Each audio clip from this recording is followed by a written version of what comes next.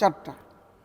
এক নম্বর লিমা আলিহা, যে পাত্রীকে দেখা হচ্ছে তার অর্থনৈতিক অবস্থা কেমন, এটার দিকে লক্ষ্য রাখা হয়।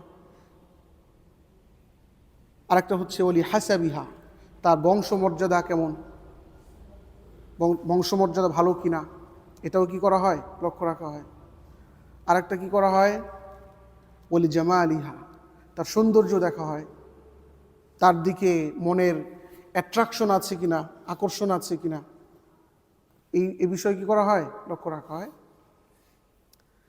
সর্বশেষ এই হলো কয়েকটা বিষয়।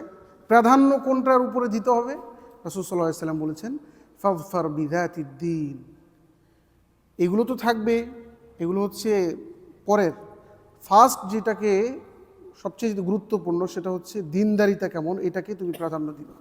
ফাযফার, তুমি ধন্য হও বিযাতিদ দ্বীন, একজন নেককার, একজন সতী, একজন মুত্তাকিয়া, আল্লাহর ভয় যার মধ্যে আছে, এরকম একজন স্ত্রী তুমি গ্রহণ করে তুমি ধন্য হও।